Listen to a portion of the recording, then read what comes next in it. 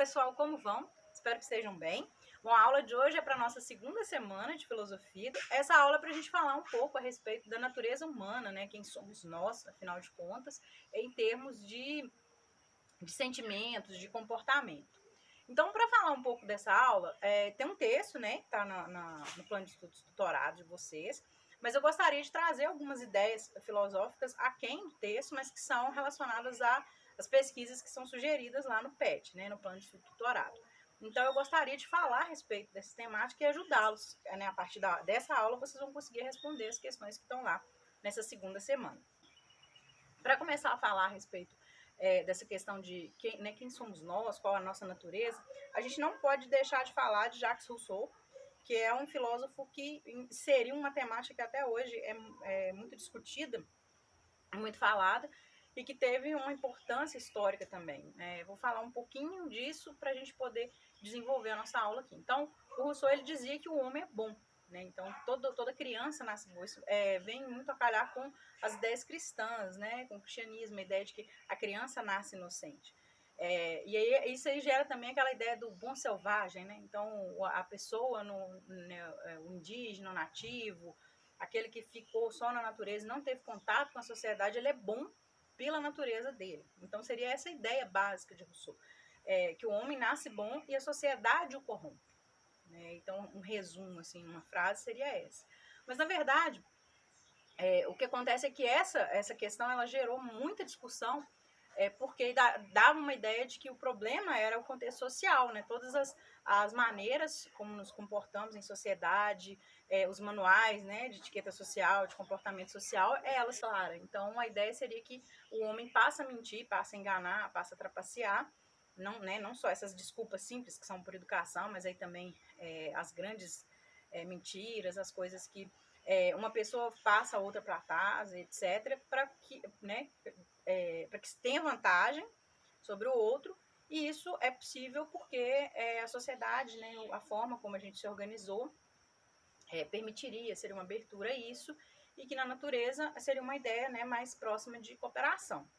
E aí, se a gente pensar bem, a gente tem muito dessa ideia de que o retorno para a natureza, né, a busca pelo natural, pela coisa mais crua, né, ela é de certa ideia que surge mesmo naturalmente nas pessoas. Né? Quando você vai para a natureza, você vivencia melhor os seus sentimentos, você vivencia melhor as suas sensações. Você quer se livrar daquela coisa, né, social, aí né, que surge ali. Mas aí surgiu também, né, não só essa ideia, mas Rousseau também postulava que para que a gente tivesse um equilíbrio, né, em sociedade, para que um tentasse ficar tirando vantagem em cima do outro, a gente teria que ter uma espécie de pacto social, né, uma convivência em torno desse pacto social.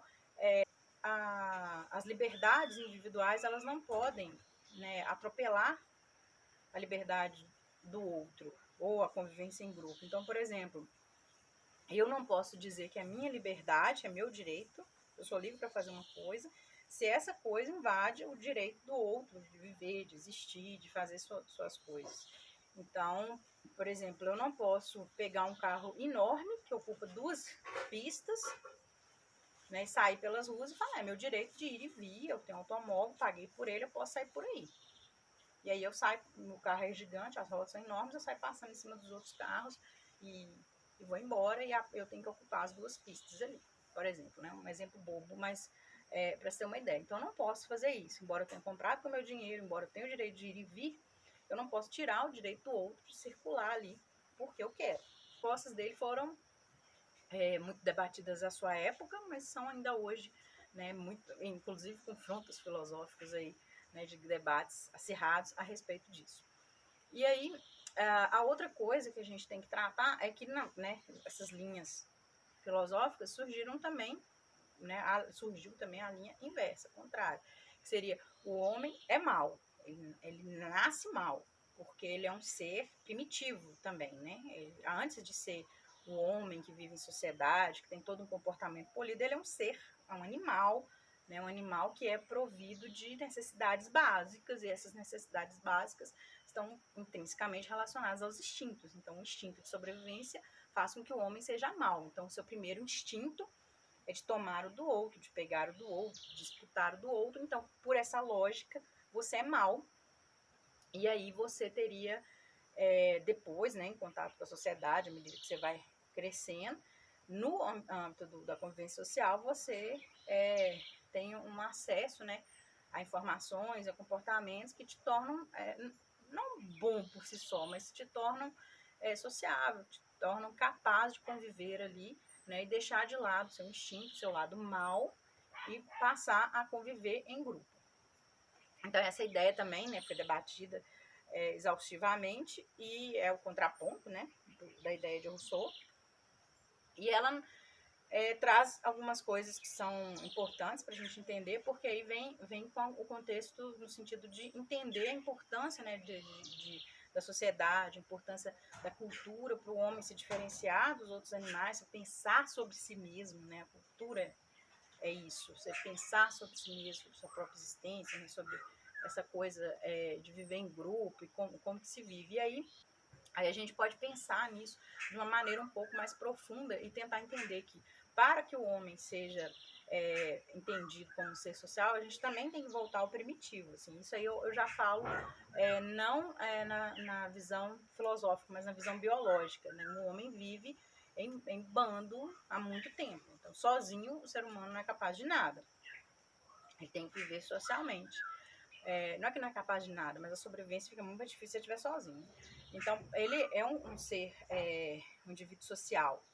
E por ser social, existem comportamentos que no bando precisam ser favorecidos para que o bando exista. Porque se um começar a roubar do outro, comer a comida do outro, bater no outro alucinadamente, ninguém vai conseguir conviver ali. Seja um ser humano, seja um chimpanzé, seja um bando de lontras, seja o que for.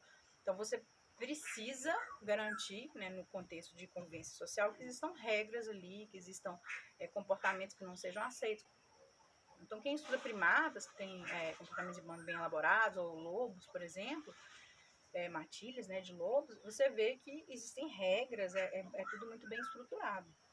Então, em função disso, a gente pode pensar que sim, né, a sociedade, ela ela traz um benefício, porque ela vai contra esse instinto natural de tomar, de luta pela sobrevivência, mas em compensação, a gente falando em sociedade do ponto de vista de bandos, né, de grupos. Aqui eu creio que o grande problema é que a nossa sociedade é uma coisa muito ampla, né? As nossas comunidades são muito grandes. Então, se a gente pensar a nível de bairro mesmo, se você tiver uma associação de bairros, mesmo que seja no seu bairro, mesmo que seja um contexto muito pequeno, de pouca gente reunida, sempre tem um que se sente menosprezado, um que se sente deixado de lado, e sempre tem alguém que todos apontam como uma pessoa que está se beneficiando em alguma situação. Então, mesmo em grupos de dezenas, centenas de pessoas, pode existir esse tipo de conflito. Então, por exemplo, né, Brasil com 210 milhões de habitantes, a gente tem aí classes sociais diferentes e favorecimentos diferentes para cada classe social, situações diferentes para cada classe social. Então, eu acredito que quanto maior o bando aí, né, mais a gente se distancia desse contexto natural de proteção, né, de viver numa comunidade que se protege e passa a viver em uma situação de que você forma microgrupos ali, né, e esses grupos protegem a si mesmos. Então, né, considerando, né, essa minha fala, essa minha opinião, eu acho que a gente pode puxar o ponto-chave aqui, né, da nossa aula, que ela começa nos textos lá do texto do plano de estudo tutorado, falando sobre a liberdade do homem. E aí os existencialistas, eles consideram que a liberdade do homem, né, a capacidade dele de escolher e ser responsável por suas escolhas, ela é causadora de uma profunda angústia, né, um sentimento muito complicado ali de ansiedade e angústia, porque você é dono de si, dono de suas decisões, e a decisão que você tomar, ela vai gerar consequências, às vezes, simples ali, né, de imediato, consequências a longo prazo, mas que podem te prejudicar ou não as pessoas à sua volta.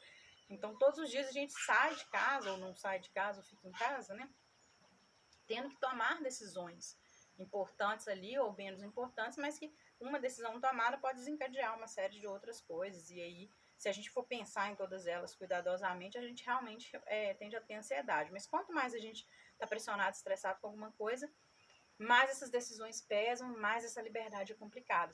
Então, hoje que a gente tem acesso a ensino superior para o país como um todo, né? Você tem universidade de tudo que é canto, você pode tentar fazer o Enem, tentar um SISU. Quem tem um pouquinho mais de condição pode seguir o rumo aí, como uma instituição particular mesmo. Você, muito cedo, você começa o ensino médio, às vezes antes do ensino médio, você já está pensando o que você vai fazer, que tipo de formação você vai ter, se você vai fazer, se você vai ter condições de fazer, com uma parcela gigante do Brasil não tem essa condição, mas o que vai fazer, com que tipo de trabalho vai lidar, né?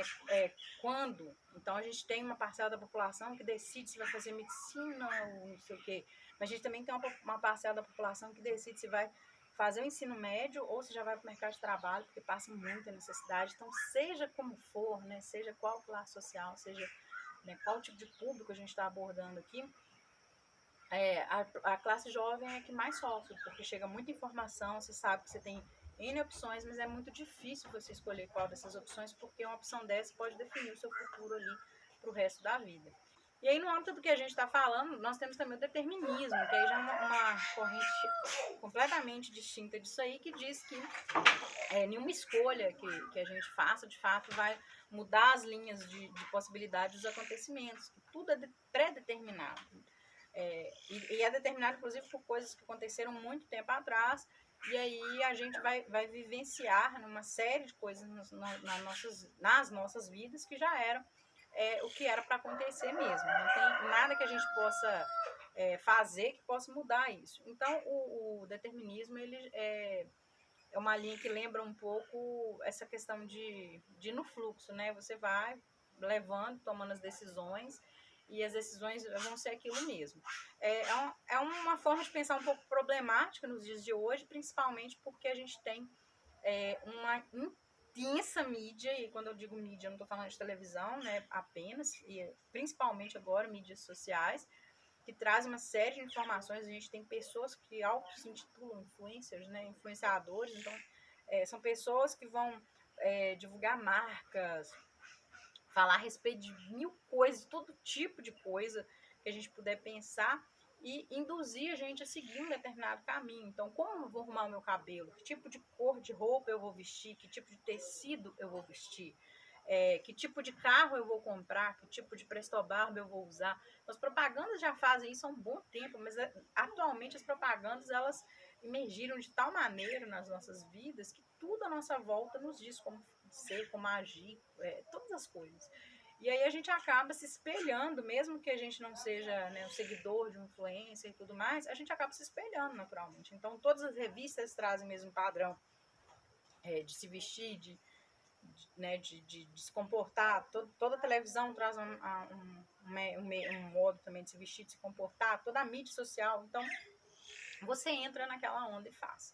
E a gente vira meio que um gado mesmo acompanhando, né? Nós estamos no meio da boiada, vai para um lado, vai para o outro, a gente está indo junto, sem perceber que a gente está sendo guiado ali, né? E aí, assim, não é a base do determinismo isso, mas de certo modo a gente acha que é responsável pelas nossas escolhas, e aí, não, que diferença faz eu escolher a roupa? Bom, às vezes faz a diferença se você comprou uma calça de 300, 400 reais e recebe um salário mínimo, vai ter que pagar isso em, sei lá, 6, 8 vezes, né? Isso aí é uma coisa importante, importantíssima.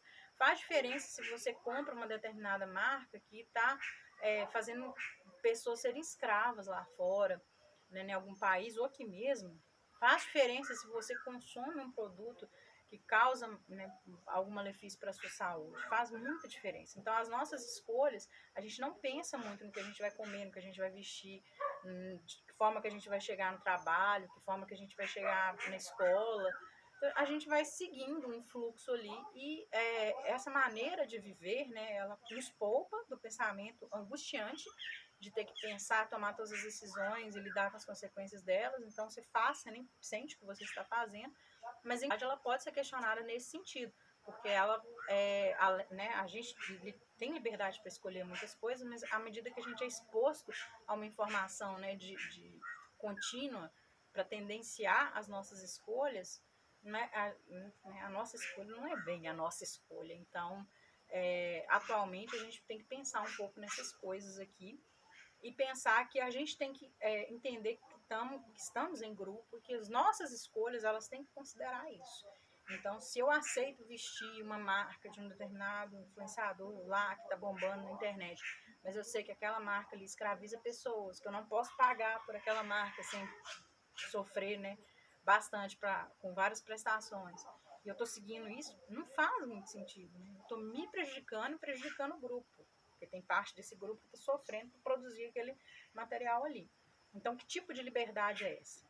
Né? É uma liberdade que eu não preciso pensar e nem escolher por ela.